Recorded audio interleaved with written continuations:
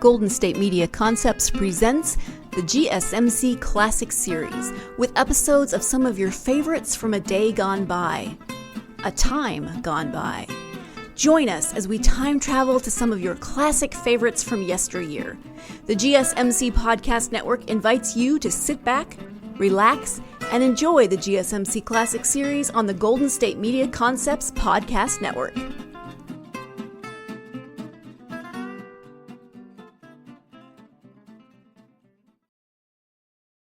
C-O-L-G-A-T-E, Colgate presents Bill Stern with the Colgate Shave Cream Sports Newsreel. Bill Stern, the Colgate Shave Cream Man, is on the air. Bill Stern, the Colgate Shave Cream Man, with stories rare. Take his advice and you'll look keen. You'll get a shave that's smooth and clean. You'll be a Colgate Brushless fan. Good evening, ladies and gentlemen. This is Bill Stern speaking from Hollywood, California, and bringing you the 323rd edition of the Colgate Shave Cream Sports Newsreel. Our guests here in Hollywood tonight are two of Hollywood's most famous stars, Abbott and Costello. But first, Reel 1, Portrait of a Fist Fight. Since we're broadcasting tonight from Hollywood, it's appropriate that we tell this story. For although this story began far from Hollywood, but wait a minute. Let's begin the story. Back in 1895, Bob Fitzsimmons was scheduled to fight Peter Mayer for the heavyweight championship of the world. The fight was to be held in Langley, Texas. But since prize fighting was illegal in those days, the United States government dispatched an army of soldiers into Texas to stop the fight.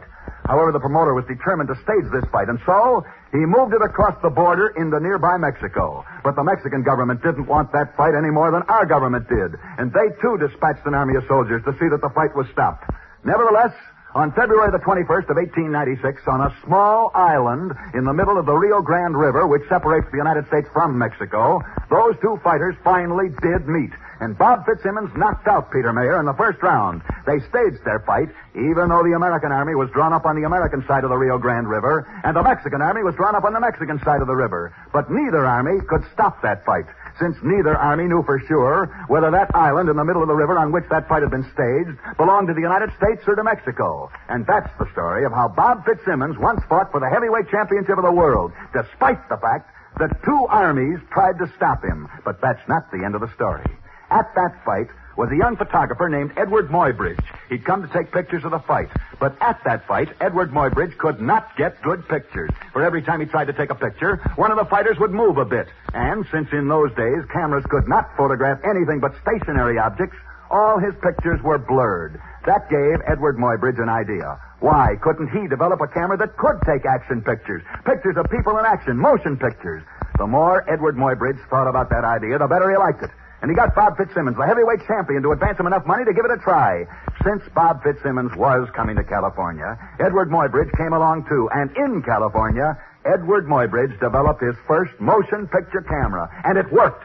For he went out to a racetrack, and he actually took pictures of a racehorse in action. And these pictures of a racehorse in action proved that he'd created a new invention, the invention of motion pictures. And that's the story. A story that started when a young photographer named Edward Muybridge watched Bob Fitzsimmons fight for the championship of the world, and then talked Bob Fitzsimmons into taking him to California so that he, Edward Muybridge, might invent motion pictures. But that's not quite the end of the story. Because motion pictures were invented in California, there was a curious result. For not only was a California racehorse responsible for proving that there were such things as motion pictures, but the name of that racehorse was Hollywood. And Hollywood, the home of motion pictures, is named after that horse. Portrait of a racehorse named Hollywood that gave a city both its name and its industry.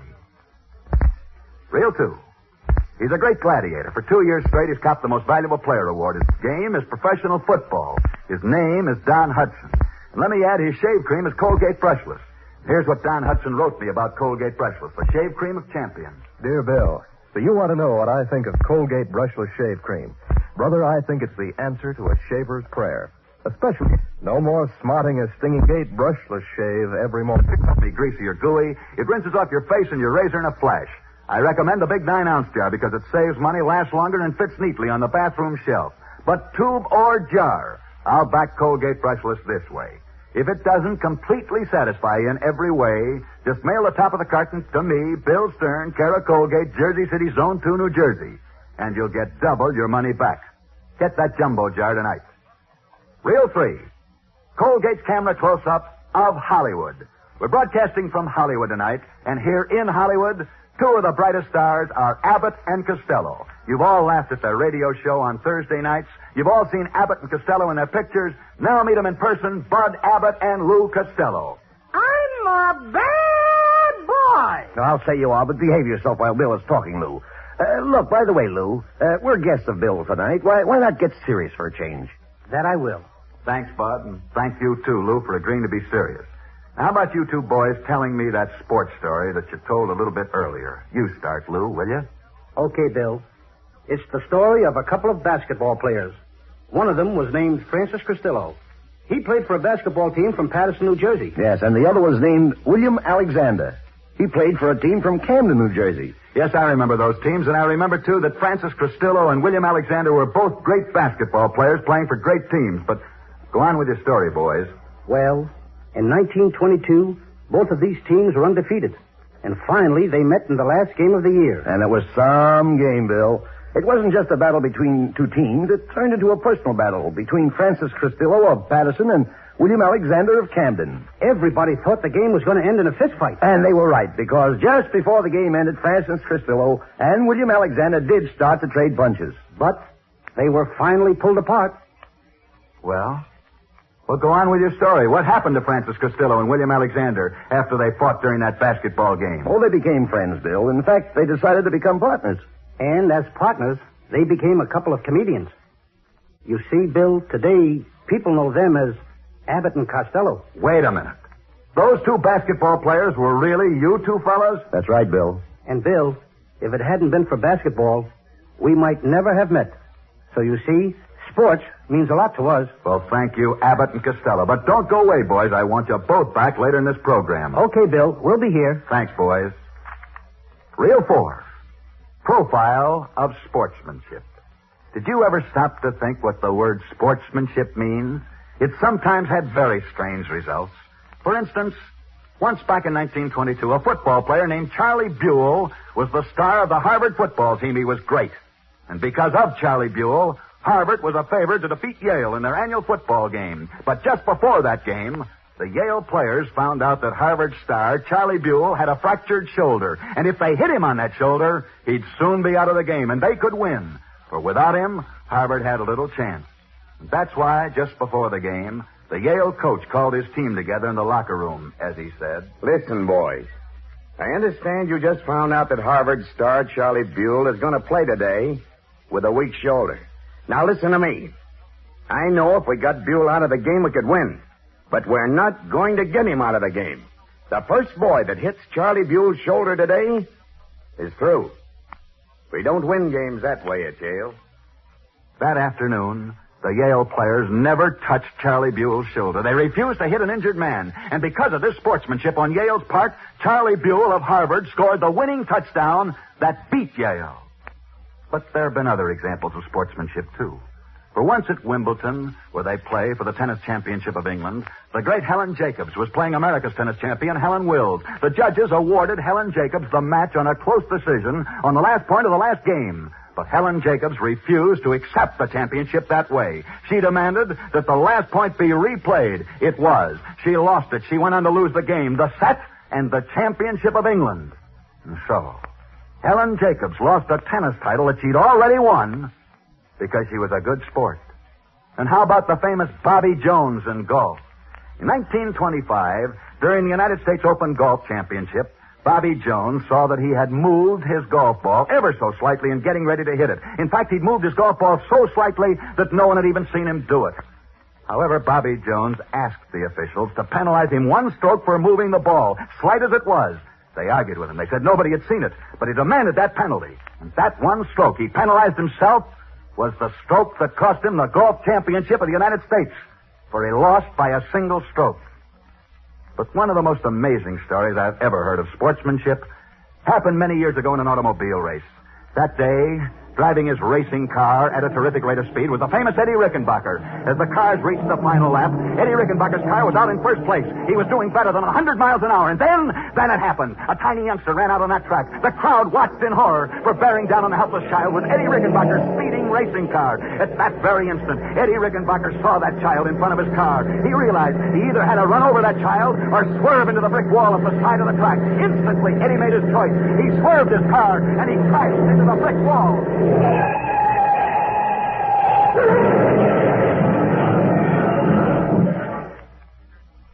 Eddie Rickenbacker's car was demolished. But somehow, he lived through that smash-up. A smash-up caused by Eddie Rickenbacker saving a tiny child's life. And maybe you'd be interested in knowing who the story says that child was, whose life Eddie Rickenbacker saved. That child has since grown up to be the great movie star, Fred McMurray. Strange, isn't it? That Eddie Rickenbacker should risk his own life to save the life of Fred McMurray. But it's much stranger when you realize that Fred McMurray, according to the story, the very boy whose life Eddie Rickenbacker once saved, is today playing the part of Eddie Rickenbacker in the movie of Eddie Rickenbacker's life. Portrait of Eddie Rickenbacker, whose life is being played on the screen by the boy whose life he once saved. Reel 5. Since we're broadcasting from Hollywood tonight, two of Hollywood's great stars, Abbott and Costello, will be back in a moment. But first... So you have a dry, sensitive skin and a barbed wire beard, the kind that puts a jinx on your razor. Well, then, brother, it's high time you introduce those wiry whiskers to Colgate Brushless Shave Cream. I'm telling you, it's a pleasure to shave with this light, fluffy cream because it stays moist clear through your shave, doesn't dry out, doesn't draw your skin. With a fresh, cooling touch, it softens your whiskers so your razor fairly skims them off, leaving your face smooth, your skin refreshed, and your morning disposition marvelous. What's more, Colgate Brushless rinses off your razor in almost nothing flat because it's not greasy or gummy. Treat your face to a real championship shave. Get Colgate Brushless, the shave cream of champions, in the big 9-ounce economy jar tonight. Now back to Bill Stern. Reel 6. Colgate Candid Camera catches the story behind the story. And for tonight's story behind the story, since we're in Hollywood, here are Hollywood's two famous comedians once again, Abbott and Costello. Lou Costello and Bud Abbott, will you come back here again, please? I want to congratulate both of you on the wonderful thing that you're doing. Ladies and gentlemen, these two men, Abbott and Costello, have started a youth center here in Hollywood. It's a building which will be started next week to open in June for underprivileged children. It'll have a swimming pool, basketball, handball, and tennis courts, a gymnasium, a library, and most important, free medical care. It's to be called the Lou Costello Jr. Youth Foundation in honor of Lou's son. It'll cost over $300,000, every cent of which these two boys, Abbott and Costello, are putting up themselves.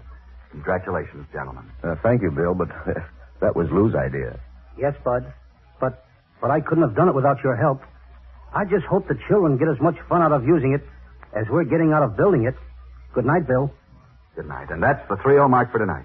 We've been broadcasting from Hollywood, California tonight, where our guests were Abbott and Costello. Next Friday night, we'll be back same time, same stations, with another edition of the Colgate Shave Cream Sports Newsreel. Our guest next week will be another of Hollywood's great stars, George Raft. So be sure and be with us next Friday night at our usual time when we present as our guest one of Hollywood's most famous stars, George Raft. See you then. And until then, I'll be seeing you on the screen in the News of the Day newsreel at your favorite Lowe's or Associated Theaters. Now, until next Friday evening at the same time, this is Bill Stern wishing you all a good night from Hollywood. Bill Stern, the Colgate Shave Cream Man, is on his way. Bill Stern, the Colgate Shave Cream Man, had lots to say. He told you tales of sport heroes, the inside dope he really knows. So listen in next Friday night. Colgate. Abbott and Costello appeared in this program tonight through courtesy of Universal Pictures and will soon be seen in their new picture, Little Giant. They may be heard each Thursday evening over many of these same stations, sponsored by the R.J. Reynolds Tobacco Company, makers of Camel cigarettes. This program originated in Hollywood. This is NBC, the National Broadcasting Company.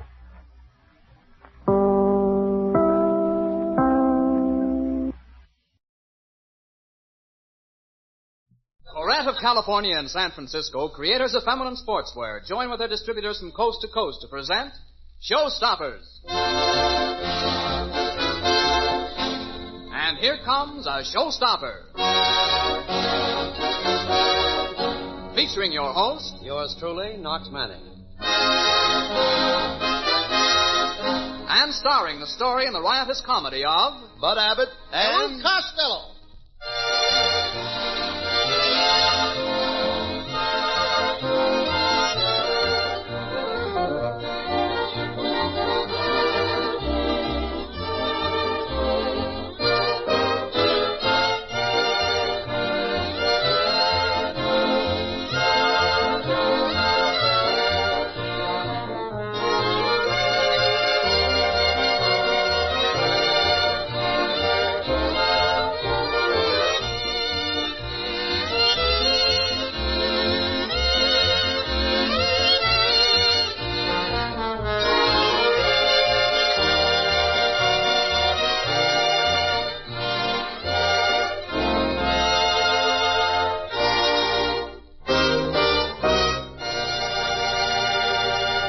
Showstoppers. The spotlight is on that once-in-a-lifetime, thrilling, exciting moment in the careers of the great stars of Hollywood and Broadway. The moment when they stood breathlessly between success and failure, and then stopped the show. In the language of show business, that means turning the corner from the darkness of obscurity into the clear lights of world acclaim. It's the first step that leads to fame and fortune. Each week, Showstoppers brings you a star and a story. This week, it's two stars with the same story, Abbott and Costello.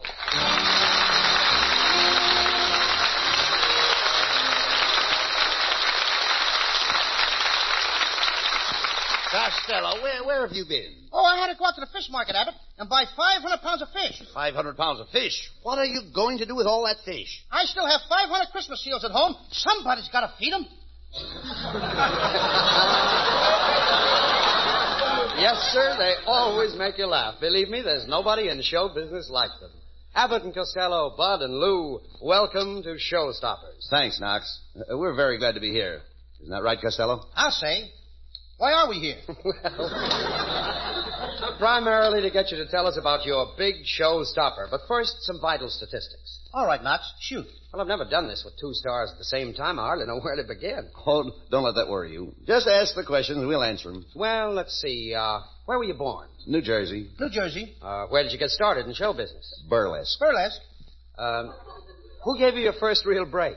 Kate Smith. Kate Smith. What was your original big showstopper? Streets of Paris. Streets of Paris. Oh, now, wait a minute. What is this double talk you're giving me? New Jersey, Burlesque, Kate Smith. It isn't double talk, Knox. That's the way it was. Well, I'm still completely befuddled. Suppose we go back and talk about these things one at a time. Now, let's see. You're both from New Jersey, right? Right. Costello's from Patterson. And Abbott's from Asbury Park. And you both started out in burlesque? Yes. Abbott is a straight man. And Costello as a comedian. As a team? No, we didn't know each other in the early days. We both drifted around a good deal. I guess it... Oh, I see. Sort of trying to find your right spot in show business, huh? I guess so, Knox. Burlesque is a wonderful school for comedy. You know, its alumni include such great stars as Jimmy Durante, W.C. Fields, Bobby Clark, Sophie Tucker, Bert Lahr. And Abbott and Costello. So you met in burlesque, decided you were good for each other, and there were your names in bright lights. Oh, no, not so fast, Knox. Lou and I saw some pretty lean times before we ever saw our names in lights. You said it, Bud. Lots of times we didn't know where our next engagement was coming from. Or our next meal, for that matter. And then along came Kate Smith. Yes. Kate gave us a spot on her radio show, and the listeners seemed to like our type of comedy. That's all right, Lou. And so did Schubert.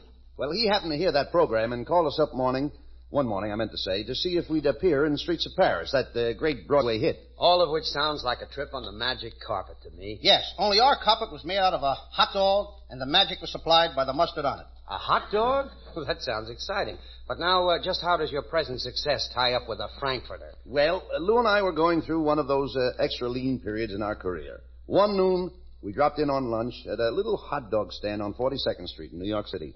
I was so hungry, I didn't pay any attention to Lou until I was finished. When I looked up, I saw that he hadn't even started on his hot dog.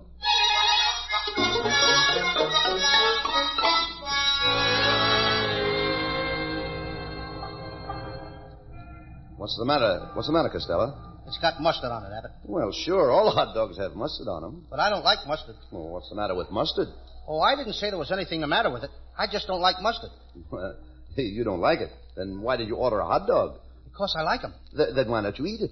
Because it's got mustard on it. Everybody likes mustard on hot dogs. That's what makes them taste good.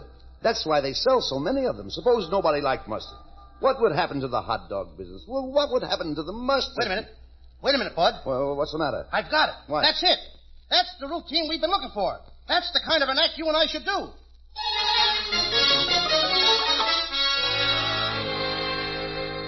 An idea born in a little stand off Broadway led to the success of Abbott and Costello. We'll be back for the rest of the story behind your big showstopper in just a few moments. For everything to wear under the sun, it's sportswear by Corette of California, in a variety that's the spice of California living. Enjoy the casual comfort of trick skirts and pleat skirts, the smart tailoring of girdle slacks, and to complete each costume, there's the trim cardigan jacket. For feminine sportswear interpreted with fresh originality, it's Corette of California.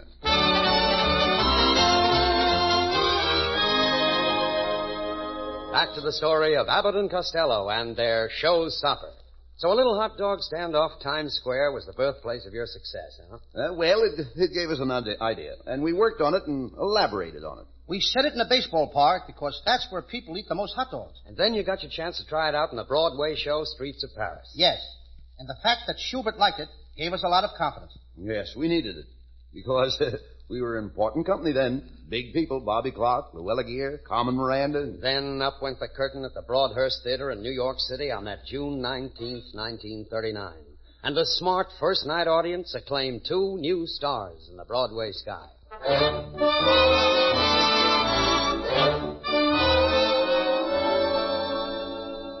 Well, Lou, here we are at the Broadhurst. Oh, Abbott. What? Here it is, our first big Broadway show, eh? Yes, sir. Isn't this a beautiful theater over here? Broadhurst, I should say. Get a load of this theater. Marvelous. Look at that wall over there. Yes. Isn't that a beautiful wall? It certainly is. You know what that wall reminds me of? What? This one over here. Oh, well, naturally. Wall's a wall.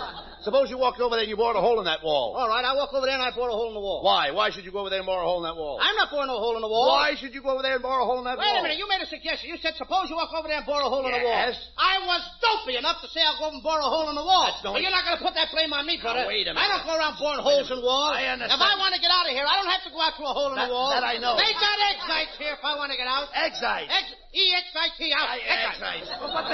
What makes you so dumb? Oh, that just comes to me natural. Sure. You don't know what you're talking about. Suppose you walk into a baseball park. What teams are playing? I don't know. Then what are you doing in that baseball park? I don't know, brother. You got me in there, now get me out. What is the first thing you buy in a baseball park? A hot dog. A hot dog. Without mustard. All right. No, mustard goes with the hot dog. Not with mine. Mustard was made for the hot dog. I don't care what the stuff is made for. I'm not going to eat it. I don't like it. After all, I don't like mustard. Listen, mustard and a hot dog go together. Let them go together. I don't want to spoil any romance.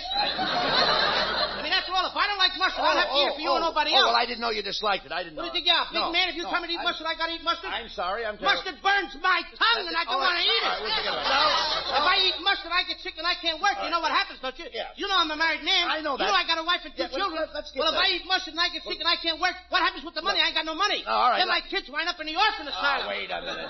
You're a fine guy sending my kids to an orphan asylum. What are you talking about? Do you know What do my kids ever do to you? Nothing at all. What right you got to send my kids to an orphan asylum? Just a minute. Come on, get my kids out of the orphan asylum. Now, wait a minute. The whole thing started over nothing. Well, I'm not going to eat mustard for you and All nobody right, else. so you don't eat it. I like Worcestershire shearshawls. You like what? You like what? Worcestershire shearshawls. Worcestershire shearshawls. But you don't like mustard. I don't like mustard, no. All right, wait a minute. Give me a reason. Who are you that you shouldn't like mustard? What are you, too big a shot to like mustard? What did mustard ever do for me? Oh, now, wait a Oh, if minute. I don't like it, I'm not going to eat it. All right, so you don't eat it. So throw it away. I won't eat it. All right, all right, look. Let's not argue about it then. Suppose you walk out on a bridge and you jump off. I'm not jumping off any bridge. There you go. Then what are you doing on that bridge? I'm not on any bridge. There's two things I don't like, and it's bridges and mustard.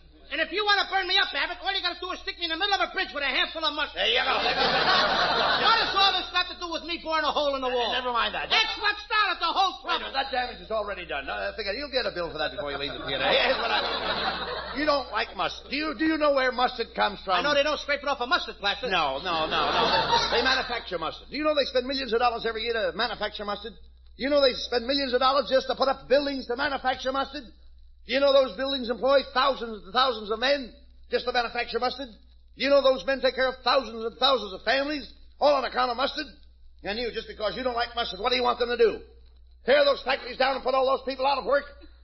Do you mean to stand there and tell me just because I don't eat mustard, I'm going to wreck the mustard factory? Are you trying to tell me are making one little jar of mustard just for me. Wait till I explain it. Well, if they are, you can tell them not to make it anymore because I'm not going to eat it. All right. I am not supporting thousands of people. Oh, say anything about support. If I eat mustard, what happens to the people working in the Worcestershire short factory?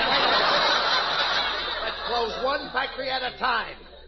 You don't like this, you don't like that. You don't know what you like. Suppose you walk into a restaurant. You walk into a restaurant. Now, don't get excited. Don't get excited. I'm not getting excited. I walk into a restaurant, and now what happens? All right, now the waiter places on one side of the table great big juicy steak. On the other side, a platter of beans. Which one of these two would you eat? I eat the beans. What happens to the steak? I don't want the steak. I eat the beans. Well, why did you order the steak if you didn't? I didn't order nothing. You said a waiter comes over and puts steak over here and beans on the other side. That's right. You asked me which of the two I would eat. That's right. I was nice enough not to sponge on you. What have I got to do with this? I say I eat the beans. But what are we going to do with that steak? You can throw it away. Wait a minute. Thousands of people throughout the world starving to death, and you're throwing steaks away? There's a fine reputation. All right, never mind the beans. I'll eat the steak. You'll eat the steak. You know where that steak comes from? A cow. I hope. You hope. That steak comes from a cow. Do you know what that cow gives? No. That cow gives milk. No, she don't. You got to take it away from her. Hey, now look. Who does that milk supply? Little babies, little innocent tots. Without that milk, they'd perish, die. And you, just because you want to be a hog and eat steaks, you let them kill all the cows and let the little babies of the world starve to death. I'm a bad boy. I'll say you are. I'm killing babies, cows, putting people out of work. I'm a louse. You are. This whole thing started with a burn a hole in the wall. Never mind that. It's not over nothing. You want to answer one little simple Why question. don't you ask me something with a little sense to it? All right, suppose you walk into a railroad depot. Say the Grand Central Depot in New York City. Now, you buy a ticket. Where are you going? I'm not going anywhere. And what are you doing in the depot? I'm not in a depot. Well, what are you buying a ticket for? Ask me that again slow. You're in a depot. I'm in a depot. Where are you going? I don't know. Well, make up your mind. You've got to be going somewhere. I'll go this way. Where is that? What direction is that? That's over there. Where are you going? We want to know where you're going. Tell the folks where you're going. I'll go to Baltimore. I don't want to go, but I'll go. Baltimore? What's the matter with Philadelphia? I got friends in Baltimore. Suppose you had friends in Philadelphia. All right, then I go to Philadelphia. What happened to your friends in Baltimore? I'm not talking to them anymore. Well, suppose your wife was in Philadelphia. Then I go to Chicago.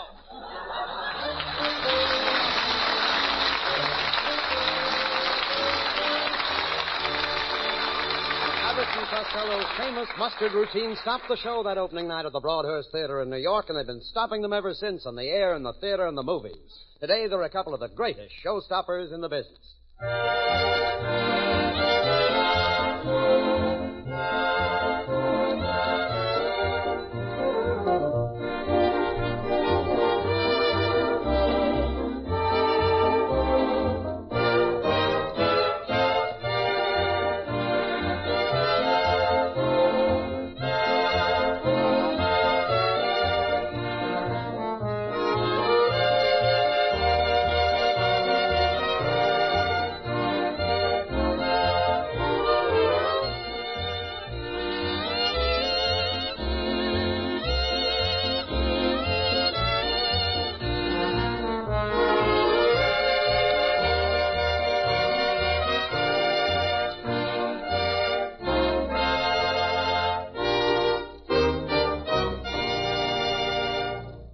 Of California in San Francisco and the distributors throughout the nation have presented Showstoppers.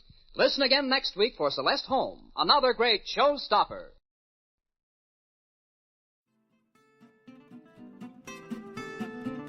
You've been listening to the GSMC Classics series, part of the Golden State Media Concepts Podcast Network. Follow us at www.gsmcpodcast.com and find all of our timeless programming by typing GSMC Classics into any podcast app, including Apple Podcasts, Google Podcasts, SoundCloud, Stitcher, and more. Remember to subscribe to the GSMC Classics series podcasts of your choice to stay up to date on new episodes. And if you could take a minute to give us a nice review, that really helps us to get this ageless programming out to others who would enjoy it just as much as you have. Check out all of our GSMC Classics series podcasts. Whether you're in the mood for comedy, romance, adventure, history, science fiction, horror, or anything in between, the GSMC Classics series has you covered. Thank you, and we hope you have enjoyed today's program on the Golden State Media Concepts Podcast Network.